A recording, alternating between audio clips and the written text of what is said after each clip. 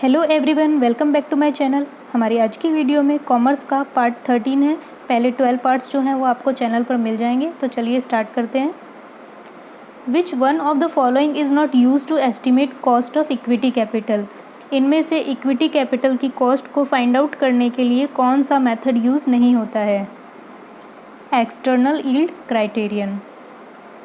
Which of the following is not a relevant cost in capital budgeting. Capital budgeting में इनमें से कौन सा एक रेलेवेंट कॉस्ट नहीं है? तो संक कॉस्ट भी नहीं है और एलोकेटेड ओवरहेड्स भी नहीं है। तो हमारा आंसर हो जाएगा बोथ ए एंड बी। डेब्ट financing is a cheaper source of finance because of. जो डेब्ट फाइनेंसिंग है वो फाइनेंस का एक बहुत ही चीप सोर्स है, बहुत ही सस्ता सोर्स है।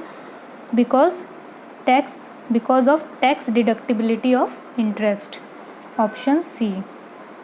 विच statement is true about financial management. Financial management से रिलेटेड इनमें से कौन सी स्टेटमेंट ट्रू है? The maximisation of profit is often considered as an implied objective of a firm. देखो, किसी भी फर्म का एक मेन ऑब्जेक्टिव होता है प्रॉफिट को मैक्सिमाइज करना, तो ये स्टेटमेंट बिल्कुल करेक्ट है। The wealth of a firm is defined as the market price of the firm stock. जो फर्म की जो वेल्थ होती है उसको जो मार्केट प्राइस होता है फर्म के स्टॉक का, उससे डिफाइन किया जाता है। तो ये भी सही है। An option is a claim without any liability. बिना किसी लाइबिलिटी के क्लेम करने के लिए एक ऑप्शन होता है। तो हमारा हो जाएगा option D, all of the above. Cost of capital from all sources of funds is called. Funds के जितने भी सोर्सेज होते हैं उससे हमें जो भी कॉस्ट ऑफ कैपिटल मिलती है तो उसको क्या कहा जाता है? Composite cost. Which one refers to cash in how under pay back period method.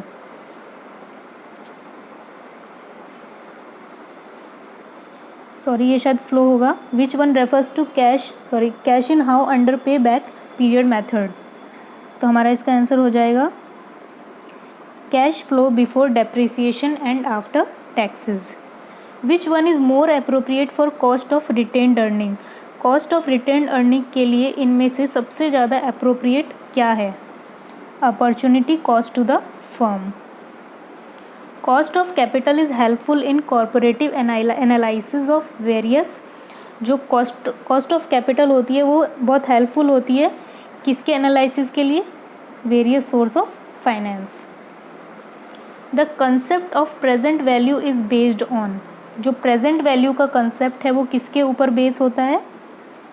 Principal of discounting. Option B. The cost of capital method includes. जो कैपिटल मेथड होता है, कॉस्ट ऑफ कैपिटल मेथड होता है, उसमें क्या क्या include होता है? Dividend yield method, earn yield method, growth in dividend method, all of the above, ये सारे ही इंक्लूड होते हैं। Which is called as dividend ratio method. इनमें किसको डिविडेंड रेशियो मेथड कहा जाता है?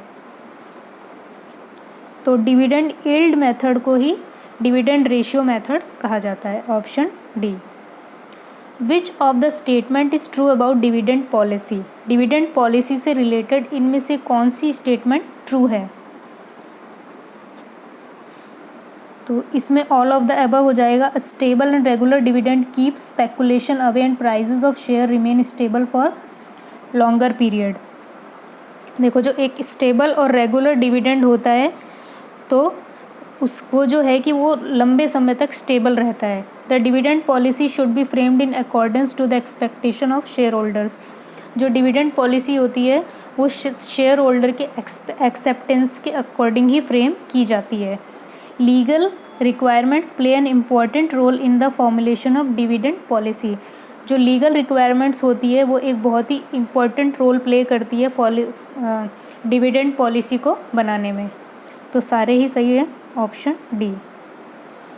The assets of a business can be classified as. जो बिजनेस के जो एसेट्स होते हैं उनको किस तरह से क्लासिफिकेशन किया जा सकता है?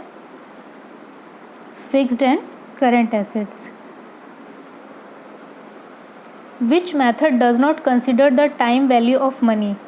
इनमें से कौन सा method time value of money consider नहीं करता? तो इसका आंसर हो जाएगा average rate return, option C. What is customer value? Customer value क्या होती है? तो ratio between the customers perceived benefits and the resources use to obtain these benefits. तो कस्टमर के जो बेनिफिट्स होते हैं और जो रिसोर्स यूज़ किए गए हैं इन बेनिफिट्स को पाने के लिए, उनके बीच का जो रेशियो होता है वो ही कस्टमर वैल्यू कहलाता है। तो ये था हमारा पार्ट 13। अगर आपको वीडियो पसंद आई तो प्लीज़ मेरे चैनल को लाइक एंड सब्सक्राइब करें। कल आपका एग्ज़ाम है। All the best to all of you. Thank you.